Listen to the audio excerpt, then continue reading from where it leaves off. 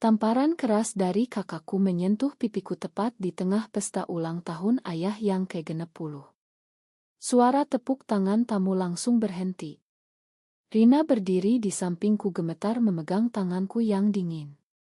"Kamu gila ya Sari, bawa perempuan ke rumah ini?" dibentak Andi kakakku sambil menunjuk Rina dengan mata penuh amarah. Ibu menangis di kursi tamu, ayah memegang gelas anggur sampai pecah di lantai marmer rumah mewah kami di kawasan Pondok Indah, Jakarta. Semua mata menatap kami seolah kami adalah penyakit yang menular. Aku hanya bisa menatap lantai merasakan panas di pipi dan dingin di dada. Malam itu aku tahu hidupku sudah berubah selamanya. Pesta yang seharusnya penuh tawa berubah menjadi neraka. Andi masih berteriak, "Kamu mau hancurkan nama baik keluarga kita Sari, kamu tahu kan di Indonesia ini tidak diterima." Rina menarik lenganku pelan. "Kita pulang saja Sari," bisiknya, suaranya hampir hilang. Aku mengangguk tapi kaki seperti terpaku. Ibu mendekat memegang bahuku. "Nak, tolong pikirkan keluarga ini, jangan bawa malu seperti ini," katanya sambil air mata jatuh. Ayah hanya diam tapi tatapannya lebih menyakitkan dari tamparan Andi. Malam itu aku dan Rina pulang ke apartemen kecil di Kemang tanpa kata-kata. Rina memelukku sepanjang malam tapi aku tidak bisa tidur. Keesokan harinya Andi menelepon berkali-kali, aku blokir nomornya. Ibu mengirim pesan panjang tentang dosa dan malu keluarga. Aku duduk di balkon apartemen memandang lampu kota Jakarta yang berkedip. Sudah 2 tahun aku dan Rina bersama, kami bertemu di kampus UI saat kuliah psikologi. Dia gadis Manado yang lembut, aku gadis Jakarta yang keras kepala. Kami saling melengkapi. Tapi keluargaku tidak pernah tahu sampai aku memutuskan membawa Rina ke pesta ayah karena aku lelah menyembunyikan diri. Keputusan itu sekarang menghancurkanku. 3 hari kemudian aku resign dari pekerjaan di perusahaan ayah. Andi yang mengelola bisnis keluarga properti langsung memblokir semua aksesku ke rekening dan saham kecil yang kakek wariskan. "Kamu sudah bukan bagian dari keluarga ini," katanya lewat email dingin. Ibu masih menelepon menangis memohon aku pulang dan meluruskan hidupku. Aku menolak. Rina kehilangan pekerjaannya sebagai guru karena gosip dari tetangga. Kami pindah ke apartemen lebih kecil di Tebet. Hidup kami mulai dari nol. Aku mulai bekerja relance sebagai konsultan pemasaran, Rina mengajar les priat online. Setiap malam kami berpelukan tapi aku sering terbangun karena mimpi tamparan itu. 1 tahun berlalu. Aku mulai bangkit. Klien-klien besar datang karena proposalku yang tajam. Rina membuka channel YouTube tentang kesehatan mental. Kami bahagia meski kecil. Tapi setiap kali lewat Pondok Indah rasa sakit itu kembali. Andi menikah dengan gadis pilihan ibu, perusahaan keluarga semakin besar. Aku mendengar dari teman lama bahwa ayah sakit jantung tapi tidak ada undangan untukku. Aku menangis diam-diam di kamar mandi agar Rina tidak tahu. 2 tahun kemudian perusahaan ayah mulai goyah. Berita di koran bisnis menyebut Wijaya Properti terancam bangkrut karena utang bank. Aku membaca artikel itu sambil minum kopi di kai dekat apartemen. Rina memeluk bahuku, "Jangan pikirkan mereka lagi Sari, mereka sudah memilih." Aku mengangguk tapi dalam hati ada sesuatu yang bergejolak. Aku masih menyimpan saham 5% yang kakek berikan sebelum meninggal. Saham itu tidak banyak tapi cukup untuk mempengaruhi keputusan besar. Suatu sore Andi muncul di depan apartemenku. Wajahnya tirus, rambut berantakan, jasnya kusut. "Sari, aku minta maaf," katanya langsung berlutut di lantai koridor. Aku terpaku. Rina berdiri di belakangku, tangannya memegang lenganku erat.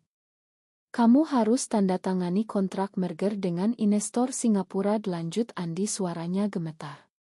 "Tanpa tanda tanganmu perusahaan hancur total." Ayah sudah di rumah sakit, ibu menangis setiap malam. Aku menutup pintu di depan wajahnya. Malam itu aku dan Rina bertengkar hebat. Mereka sudah menyakitimu Sari, jangan bodoh, kata Rina. Aku diam saja. Keesokan paginya ibu menelepon. Suaranya lemah denak, tolonglah, perusahaan ini warisan kakekmu.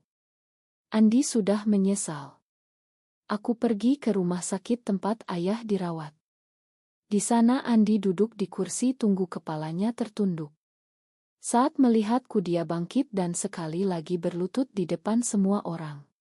Aku salah Sari, aku malu karena kamu lesbian, aku takut apa kata orang. Tapi sekarang aku sadar kamu adikku. Kata-kata itu seperti pisau baru. Aku menandatangani surat kuasa sementara tapi belum kontrak utama. Rina marah besar malam itu. Kamu mau kembali ke keluarga yang membuangmu Sari, aku tidak mau hidup seperti ini lagi. Kami tidur membelakangi. Aku terjaga memikirkan semua pilihan. Menandatangani berarti menyelamatkan perusahaan tapi mungkin kehilangan Rina. Tidak menandatangani berarti membalas dendam tapi membunuh warisan keluarga.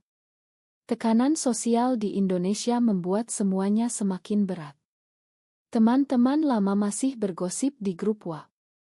Aku mulai bertemu pengacara. Ternyata kontrak itu rumit.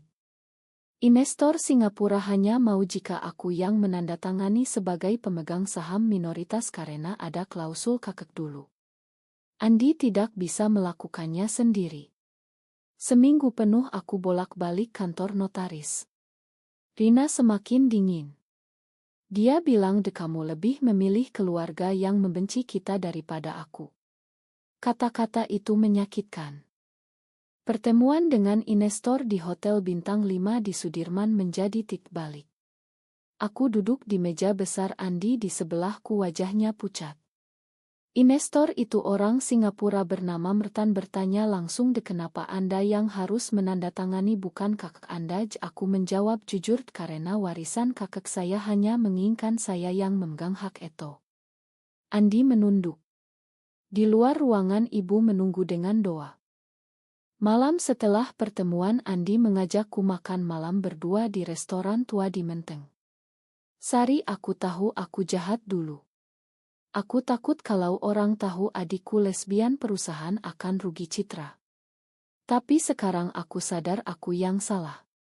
Dia menangis di depanku untuk pertama kalinya. Aku ingat tamparan itu, ingat bagaimana dia memblokir nomorku. Ma saja tidak cukup, Andi, kataku.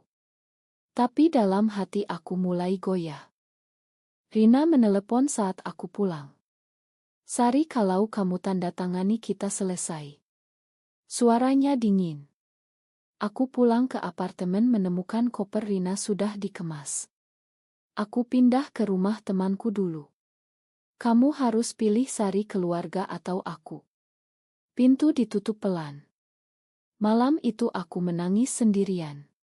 Tekanan batin semakin berat. Di satu sisi aku ingin membalas semua sakit hati. Di sisi lain perusahaan ayah adalah mimpi kakek yang dulu menyayangiku. Keesokan harinya aku pergi ke rumah lama di Pondok Indah. Ibu memelukku erat, anak, terima kasih sudah datang. Ayah di kursi roda memegang tanganku lemah, Sari, makan ayah. Aku melihat foto keluarga di dinding foto aku kecil dengan Andi. Semua kenangan kembali. Tapi aku juga ingat bagaimana mereka menolak Rina. Aku pulang tanpa keputusan. Rina mengirim pesan, aku masih mencintaimu tapi aku tidak mau jadi korban prasangka lagi. Aku duduk di lantai apartemen memegang ponsel. Keputusan ini bukan hanya tentang uang tapi tentang siapa aku sebenarnya. Apakah aku masih anak keluarga Wijaya atau sudah menjadi Sari yang baru? 2 minggu sebelum deadline kontrak aku bertemu Rina di Taman Suropati. Dia duduk di bangku batu, wajahnya sedih. Sari, aku tidak mau memaksamu tapi lihat aku juga manusia. Kami berjalan pelan di bawah pohon-pohon besar. Aku ceritakan semua yang terjadi, pertemuan dengan Andi, tangisan ibu. Rina mendengarkan diam. Kamu tahu kan di Indonesia ini sulit bagi kita, katanya pelan. Kalau kamu selamatkan perusahaan mereka mungkin masih akan menganggap kita salah. Malam itu aku tidak tidur. Aku buka laptop membaca semua email lama dari Andi yang dulu penuh hinaan. Lalu aku buka Oto bersama Rina di Bali tahun lalu, senyum kami lebar. Pagi harinya aku pergi ke kantor Andi. Aku mau tanda tangani tapi dengan syarat, kataku. Andi mengangkat wajahnya penuh harap. Kamu harus minta maaf secara terbuka di depan keluarga besar dan tidak pernah lagi menghakimi hubunganku dengan Rina. Andi diam lama lalu mengangguk. Upacara penandatanganan dilakukan di ruang rapat besar. Semua keluarga hadir. Andi berdiri di depan mikron. Saya minta maaf kepada adik saya Sari karena dulu saya menamparnya dan menolak dia serta pacarnya. Saya salah. Ruangan hening. Ibu menangis, ayah mengangguk pelan. Aku menandatangani kontrak itu dengan tangan gemetar. Perusahaan selamat. Tapi saat aku pulang Rina sudah tidak ada di apartemen. Hanya surat pendek, aku bangga kamu berani Sari tapi aku butuh waktu. Aku duduk di balkon sendirian.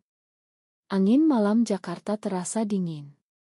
Aku berhasil menyelamatkan perusahaan tapi kehilangan orang yang paling kucintai. Apakah ini harga yang harus kubayar?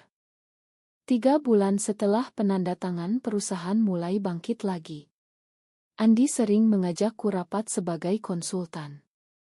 Ibu menelepon setiap minggu mengundang makan malam. Tapi rumah itu terasa asing tanpa Rina. Aku mencoba menghubunginya berkali-kali tapi nomornya sudah tidak aktif. Teman-temannya bilang Rina pindah ke Surabaya membuka klinik kecil. Aku merasa hampa. Suatu hari Andi datang ke apartemenku membawa kue kesukaan masa kecil. Sari, terima kasih. Tanpa kamu kita sudah bangkrut. Kami duduk di soal lama. Dia cerita bagaimana tekanan sosial membuatnya takut dulu. Aku takut kalau orang tahu adikku lesbian, bisnis kita rugi, investor kabur. Aku mendengarkan tanpa marah lagi. Tapi sekarang aku mengerti cinta itu tidak salah, katanya pelan. Aku mulai terapi dengan psikolog. Setiap sesi aku bicara tentang tamparan itu, tentang rasa malu yang ditanamkan keluarga, tentang cinta pada Rina yang masih utuh. Psikolog bilang kamu sudah dewasa Sari, sekarang saatnya memilih untuk dirimu sendiri. Kata-kata itu seperti obat. Aku mulai menulis jurnal setiap malam. Suatu malam aku terbangun karena mimpi buruk. Dalam mimpi Rina menangis di bandara bilang kamu pilih keluarga. Aku duduk di tepi tempat tidur memegang Oto kami berdua. Besoknya aku pesan tiket ke Surabaya. Aku harus menemuinya. Di Surabaya aku menemukan klinik kecil Rina di daerah Darmo. Aku berdiri di depan pintu, tangan berkeringat. Rina keluar dengan jas putih, matanya melebar. Sari, katanya pelan. Kami duduk di taman belakang klinik. Aku tidak marah lagi, kataku. Aku hanya ingin bilang aku memilih kamu dari dulu. Rina menangis memelukku. Aku juga masih mencintaimu. Kami kembali ke Jakarta bersama. Rina pindah kembali ke apartemen. Andi dan keluarga besar mengadakan makan malam kecil.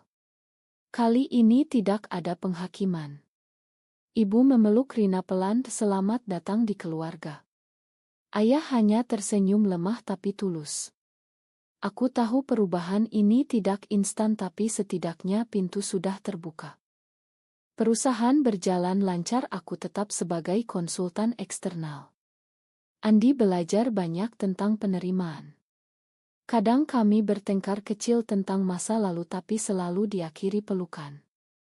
Rina membuka cabang klinik di Jakarta. Hidup kami mulai tenang.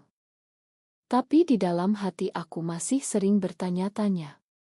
Apakah aku benar menolong keluarga yang pernah menyakitiku? Apakah harga yang kubayar kehilangan Rina selama 3 bulan itu sepadan? Aku tahu jawabannya tidak hitam putih.